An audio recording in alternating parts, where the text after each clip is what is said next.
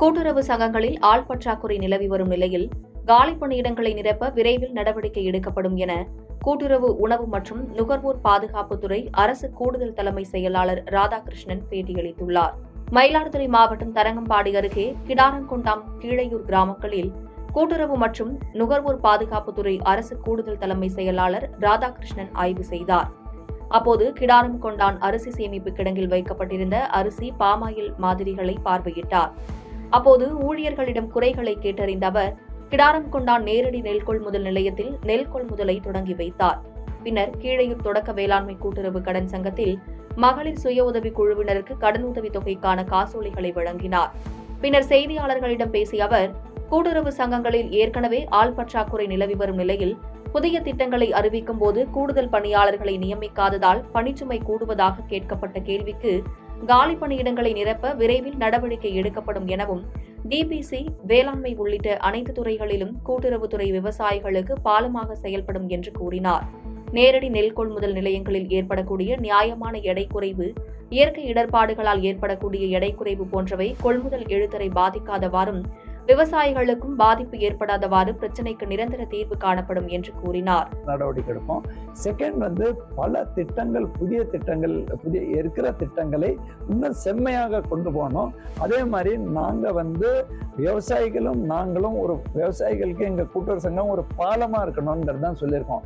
டிபிசியில இருக்கட்டும், அங்க இருக்கும்போது அங்க இருக்கிற பணியாளர்கள் அவங்களோட இணக்கமாக செயல்படணும். ஏனென்றால் இன்னைக்கு ப்ரொக்யூர்மெண்ட்ங்கிறது ஒரு மிக முக்கியமான ஒரு பணி.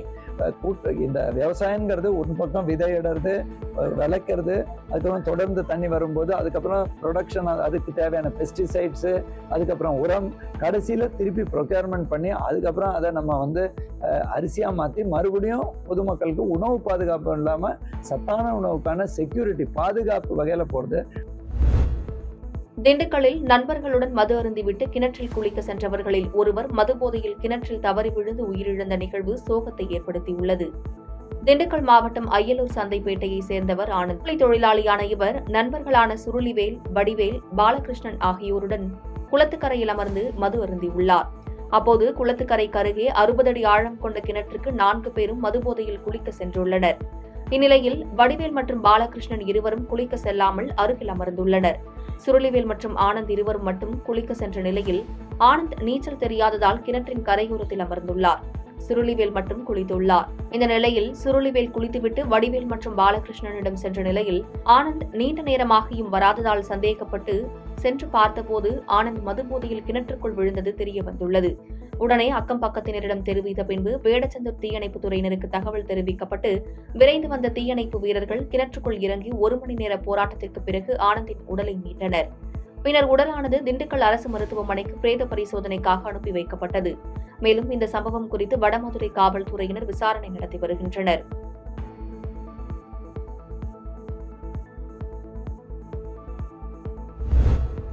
நூற்றுக்கணக்கான பொதுமக்கள் மண்ணில் புதைந்து உயிரிழந்த வயநாட்டிற்கு மத்திய அமைச்சர்கள் செல்லவில்லை எனவும் இந்த விவகாரத்தில் மத்திய அமைச்சர்கள் கல்நெஞ்சக்காரர்களாக உள்ளதாகவும் தமிழக காங்கிரஸ் கட்சி தலைவர் செல்வ பெருந்தகை பேசியுள்ளார்.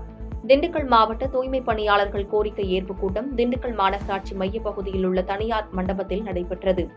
இக்கூட்டத்திற்கு சிறப்பு விருந்தினராக தமிழக காங்கிரஸ் கமிட்டி மாநில தலைவர் செல்வ பெருந்தகை கலந்து கொண்டார்.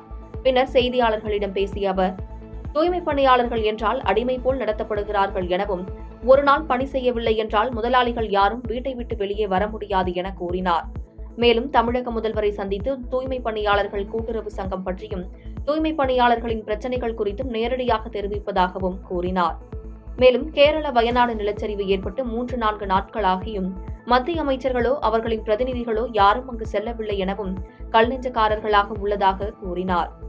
மக்கள் மீது நம்பிக்கை உள்ளவர்கள், மக்களை நேசிப்பவர்கள் தான் பதபதித்து போவார்கள். நேற்றைக்கு எங்கள் தலைவர் ராகுல் காந்தியும் சகோதரி பிரியங்கா காந்தி அவர்களும் அங்கு ஆறுதல் சொல்லும் பொழுது, கட்டி அணைத்து நாங்கள் இருக்கிறோம் என்று அரவணைக்கும் பொழுது பத்திரிகையாளர் கேட்டார்கள், இந்த தருணத்தை நீங்கள் எப்படி பார்க்கிறீர்கள்? அப்பொழுது தலைவர் ராகுல் காந்தியும் பிரியங்கா காந்தியும் சொன்னது, என்னுடைய தந்தை இறந்த பொழுது நாங்கள் எந்த மனநிலையில் இருந்தோமோ, சோகத்தில் இருந்தோமோ, அதே மனநிலையில் இருக்கிறோம் என்று சொன்னார்கள். இதுதான் மனிதர்கள் நேசிப்பது உண்மையான தலைவர்கள். மணிப்பூருக்கு 2 ஆண்டுகளாக இதுவரை பிரதமர் செல்லவில்லை. வயநாடில இந்த சம்பவம் நடந்து, கோர பலி நடந்து, துயரங்கள் நடந்து 3-4 நாட்கள் ஆகின்றன. இதுவரைக்கும் அமைச்சர்களும் செல்லவில்லை, ஆளுநரும் செல்லவில்லை, ஒன்றிய அமைச்சரவையிலிருந்து யாரும் செல்லவில்லை. என்ன காரணம்?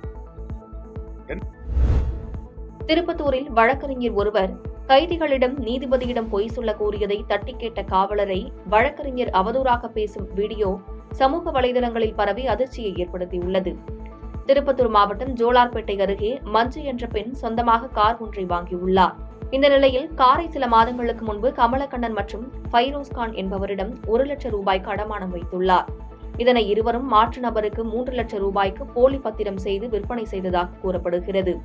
மேலும் இதுகுறித்து மஞ்சு அடமானம் வைத்த நபர்களிடம் கேட்கும் பொழுது காரை தர முடியாது என என்ன வேண்டுமானாலும் செய்து கொள் எனவும் கொலை மிரட்டல் விடுத்ததாகவும் கூறப்படுகிறது. இதனால் மஞ்சு திருப்பத்தூர் மாவட்ட ஆட்சியர் அலுவலகத்தில் நடைபெற்ற மக்கள் குறை தீர்ப்பு கூட்டத்தில் காரை மீட்டு தரக்கோரி மாத்திரை சாப்பிட்டு மயங்கி விழுந்துள்ளார். இந்த சம்பவம் குறித்து திருப்பத்தூர் நகர போலீசார் வழக்கு பதிவு செய்து விசாரணை மேற்கொண்டு கமலக்கண்ணன் மற்றும் ஃபைரோஸ்கான் ஆகிய இருவரையும் கைது செய்து நீதிமன்றத்தில் ஆஜர்படுத்தினர். அப்போது இருவருக்கும் ஆதரவாக ஆஜரான வழக்கறிஞர் சுரேஷ் என்பவர் கைதான இருவரிடமும் நீதிபதி கேட்கும் போது உடல்நிலை சரியில்லை என கூறுங்கள் என்று கூறியுள்ளார். அப்போது பாதுகாப்பு பணியில் இருந்த காவலர் குடியரசன் என்பவர் ஏன் இப்படி செய்கிறீர்கள், இது தவறு என்று கூறியுள்ளார். இதனால் ஆத்திரமடைந்த வழக்கறிஞர் சுரேஷ் காவலர் குடியரசனை அவதூறாக பேசி கொலை மிரட்டலும் விடுத்துள்ளார். இந்த வீடியோ தற்போது சமூக வலைதளங்களில் வேகமாக பரவி வருகிறது. நீதிமன்றத்திலேயே காவலரை அவதூறாக பேசிய சம்பவம் பெரும் பரபரப்பை ஏற்படுத்தியுள்ளது.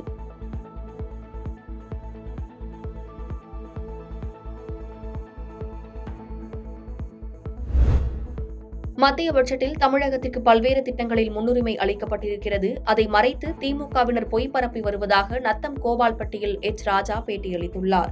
திண்டுக்கல் மாவட்டம் கோபால்பட்டியில் மத்திய பட்ஜெட் விளக்க பொதுக்கூட்டத்தில் பாஜக தேசிய செயலாளர் ராஜா கலந்து கொண்டு பேசினார். அப்போது செய்தியாளர்களிடம் பேசிய அவர், மத்திய பட்ஜெட்டில் தமிழகத்திற்கு பல்வேறு திட்டங்களில் முன்னுரிமை அளிக்கப்பட்டிருக்கிறது எனவும் அதை மறைத்து தமிழகத்திற்கு நிதி அளிக்கவில்லை என திமுகவினர் பொய் பரப்பி வருவதாகவும் கூறினார். தயாநிதி மாறன் மற்றும் கனிமொழி எம்பி மக்களை வரி கட்ட வேண்டாம் என்று கூறுகின்றனர். வரி கட்டினால் மட்டுமே மாநிலத்திற்கு வரியை பிரித்து கொடுக்க முடியும்.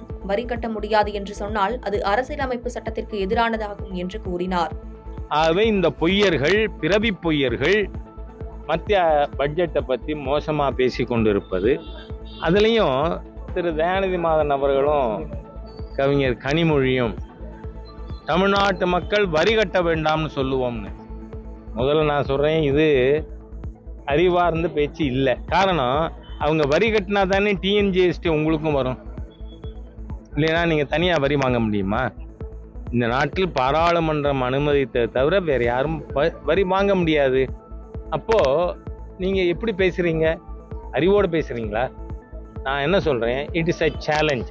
பாதகம் செய்பவரை கண்டால் நாம் பயங்கொள்ளலாகாது பாப்பா, மோதி மிதித்து விடு பாப்பா, அவர் முகத்தில் உமிழ்ந்து விடு பாப்பா. அண்மை செய்திகளை உடனுக்குடன் தெரிந்து கொள்ள இணைந்திருங்கள் இயம்நாடு தொலைக்காட்சியுடன்.